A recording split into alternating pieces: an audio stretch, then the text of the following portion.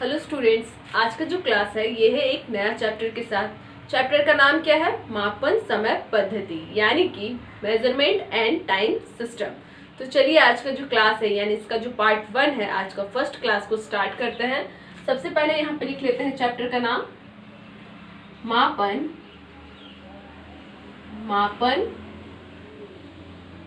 समय पद्धति।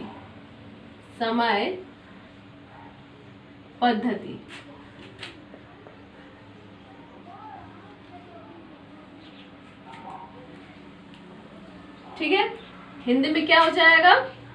Sorry, English में मेजरमेंट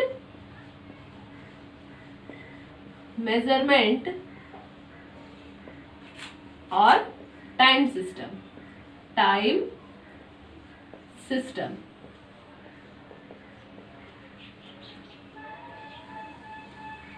ठीक है, आज का जो क्लास है ये है इसका आज पहला क्लास, यानी कि ये है पार्ट 1। क्या है? पार्ट 1 है इसका। ठीक है, तो इस चैप्टर के अंदर हम लोग जो टाइम का जो यूनिट्स होता है, टाइम या फिर वीक्स के बारे में हम लोग पढ़ेंगे। ठीक है, और सबसे पहले हम लोग उसको यूनिट्स को समझेंगे। जैसे अभी हम लोग टाइम का यूनिट्स को सबसे पहले टॉपिक में लेंगे, उसके बारे में समझेंगे, उसके बाद हम लोग इस चैप्टर का क्वेश्चन में आएंगे। ठीक है, तो सबसे पहले हम लोग यहाँ पे टाइम के बारे में समझेंगे कि समय के इकाइयां क्या क्या होती है या फिर मात्रक। समय का मात्रक या फिर इकाइयां।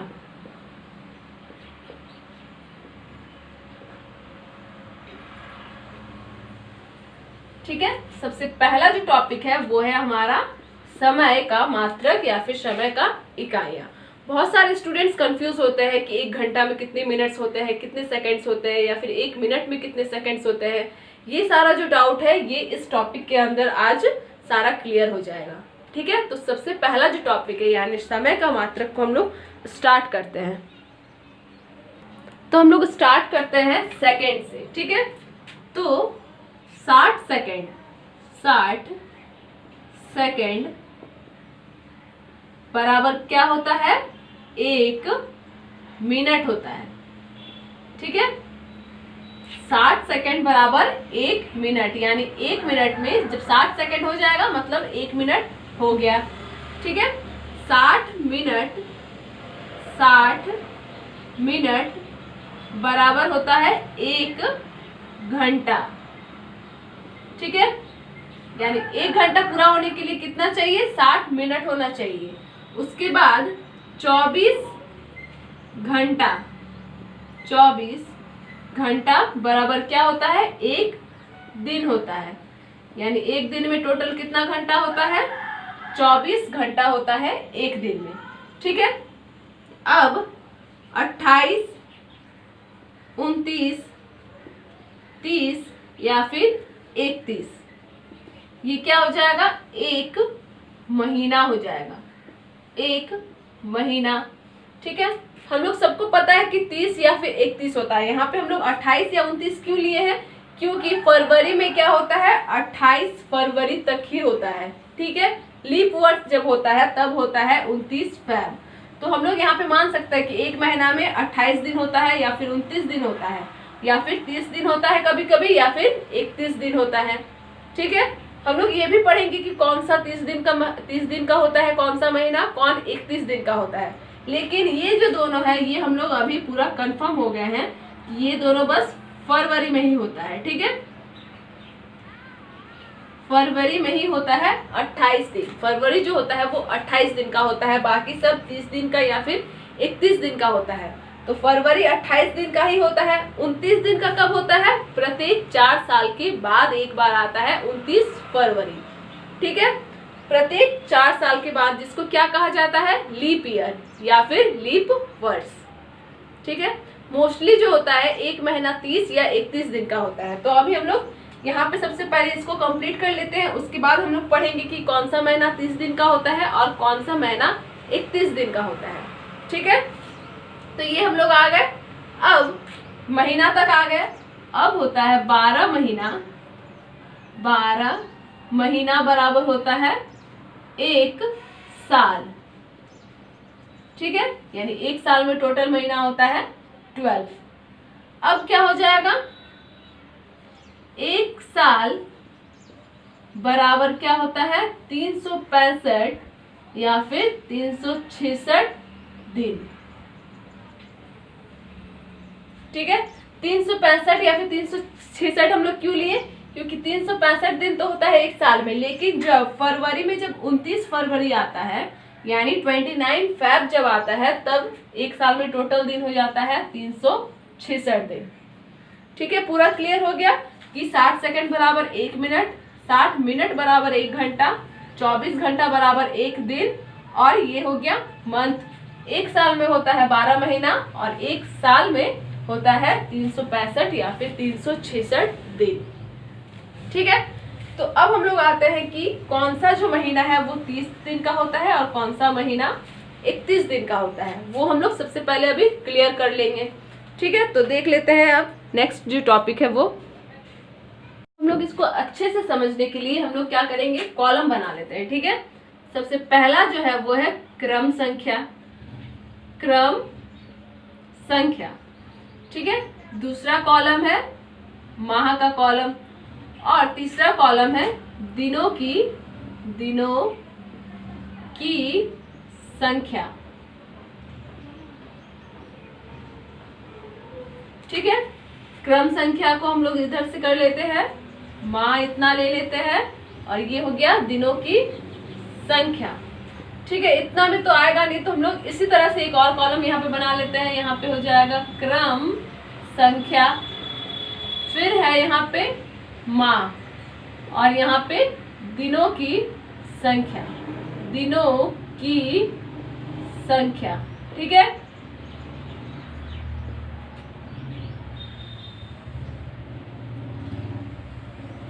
अब बन गया हम लोग का कॉलम। अब यहाँ पे देख लेते हैं, सबसे पहला जो मंथ है वो है जनवरी, जनवरी, ठीक है। जनवरी जो होता है वो 31 दिन का होता है, 31 दिन। उसके बाद जो सेकंड है वो है फरवरी, फरवरी कितने दिनों का होता है 28 या फिर 29 दिन।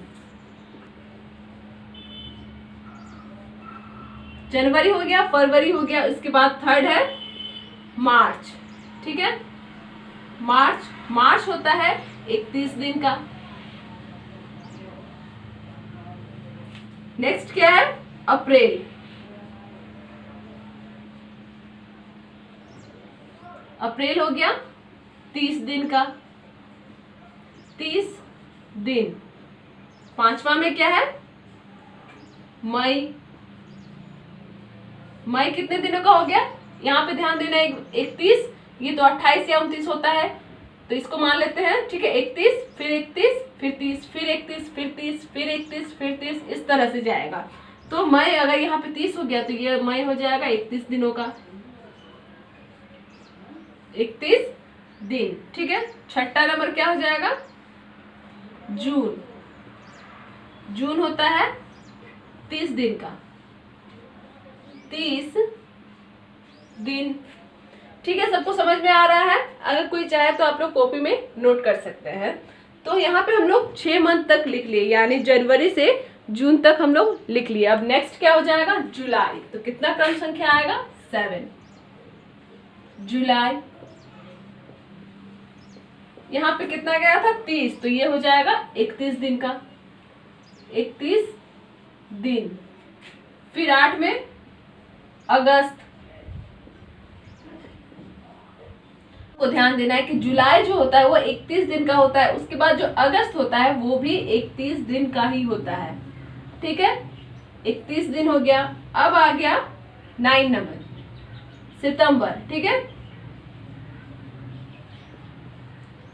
तो 31 के बाद फिर हो जाएगा 30 दिन। फिर 10वां महीना अक्टूबर, अक्टूबर कितने दिन का हो जाएगा 30 के बाद 31 दिन। फिर 11वां महीना क्या है नवंबर,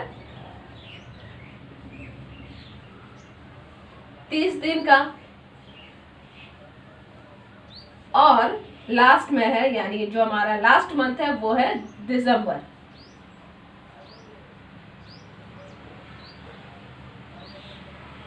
कितने दिनों का हो जाएगा? 31 दिन का। ठीक है, क्लियर हो गया कि कौन सा मंथ कितने दिनों का होता है। तो अगर आप लोगों को याद करने में थोड़ा सा भी दिक्कत हो रहा है तो इसको हम लोग इस तरह से, ये एक ट्रिक है, ठीक है। पहला जो है इसको हम लोग जनवरी मानेंगे, फिर नीचे जो जाता है उसको फेब, फिर जनवरी, फरवरी, मार्च, अप्रैल, यानी ऊपर वाला जो होता है वो 31 मंथ का होता है, नीचे होता है 30 मंथ का। तो ये एक ट्रिक है, ठीक है। इससे भी हम लोग दिनों को याद रख सकते हैं कि कौन सा 30 दिन का होता है और कौन 31 दिन का होता है। तो ये पूरा क्लियर हो गया। हम लोग टाइम के बारे में पढ़ लिए, ठीक है, कि कितना मिनट होता है, कितना सेकंड होता है, ये सारा हम लोग जान गए। हम लोग मंथ भी जान गए कि कौन से मंथ में कितना दिन होता है। तो अब हम लोग कुछ बेसिक क्वेश्चंस पे आते हैं जो कि टाइम पे होगा, ठीक है। तो हम लोग लेते हैं अपना पहला क्वेश्चन। तो पहला क्वेश्चन है एकदम बेसिक सा क्वेश्चन, ठीक है। पहला क्वेश्चन है, एक रेलगाड़ी शाम 5:40 में मुंबई से चलती है, मुंबई से चलती है तथा उसके अगले दिन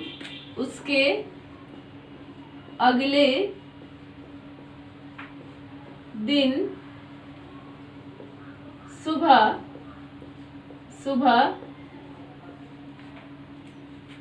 10:55 में दिल्ली पहुंच जाती है, दिल्ली पहुंच जाती है।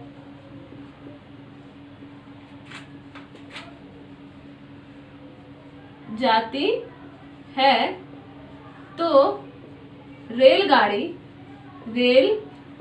रेलगाड़ी द्वारा लिया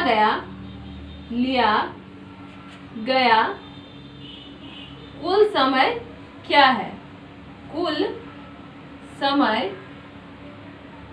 क्या है? ठीक है, क्वेश्चन मार्क। तो क्वेश्चन क्या है कि एक रेलगाड़ी शाम 5:40 में मुंबई से चलती है तथा उसके अगले दिन सुबह 5:55 में नई दिल्ली पहुंच जाती है। तो रेलगाड़ी द्वारा लिया गया कुल समय क्या है? ठीक है, तो ऑप्शन में है, पहला ऑप्शन है 17 घंटा 5 मिनट। ठीक है, पहला जो ऑप्शन क्या है कि 17 घंटा 5 मिनट। ठीक है, सेकंड ऑप्शन है 17 घंटा 15 मिनट, 15 मिनट। सी में है 7 घंटा 10 मिनट। और जो लास्ट ऑप्शन है यानी डी जो है वो है 8 घंटा 35 मिनट। ठीक है, तो इसको हम लोग थोड़ा इजी तरीके से सॉल्व करने के लिए सबसे पहले हम लोग को एक बात समझना होगा। ठीक है, कि एक रेलगाड़ी शाम 5:40 से मुंबई से निकलती है। ठीक है, तो संध्या 5:40 से सुबह 5:40 में कितना घंटा हो जाएगा? शाम का 5:40 से सुबह का 5:40 तक कितना घंटा हो जाएगा? 12 घंटा। ठीक है, 12 घंटा। तो 5:40 तक हम लोग कर लिए, लेकिन पहुंचा कितने में है? 10:55 को पहुंचा। यानी फिर से हम लोग क्या करेंगे, सुबह 5:40 से सुबह 10:40 तक 10:40, 10:40 इसलिए हम लोग ले रहे हैं कि यहाँ पे है 10:55, 10:40 हम लोग अपनी सुविधा के लिए ले रहे हैं, क्योंकि 5:40 से 10:40 तक हम लोग लेंगे तो थोड़ा इजी होगा कैलकुलेशन में। ठीक है, तो 5:40 से 10:40 तक कितना घंटा लगा होगा?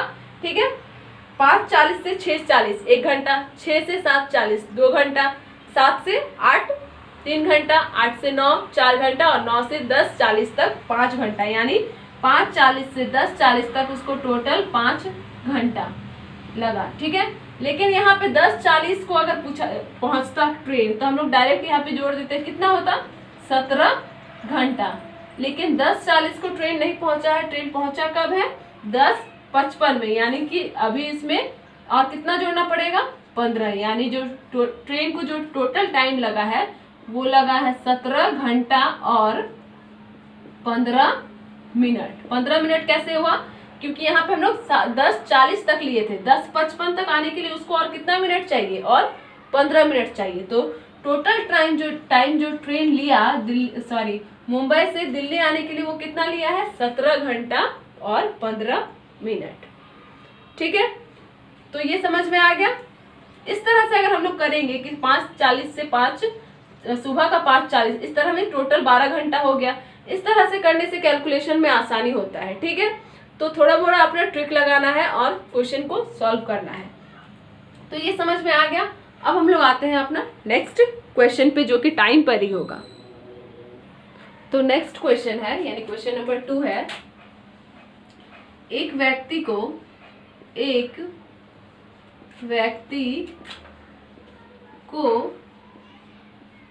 स्थान ए से स्थान बी तक जाने में 5 घंटा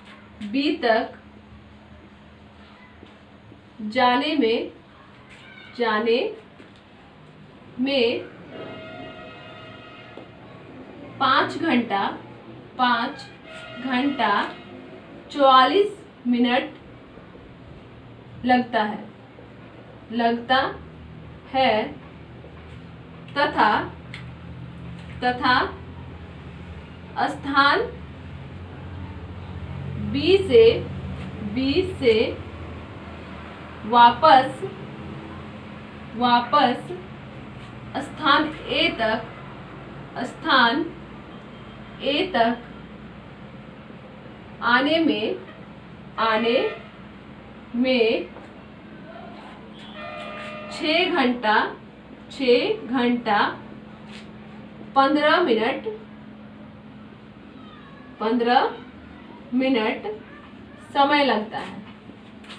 ए तक आने में 6 घंटा 15 मिनट समय लगता है।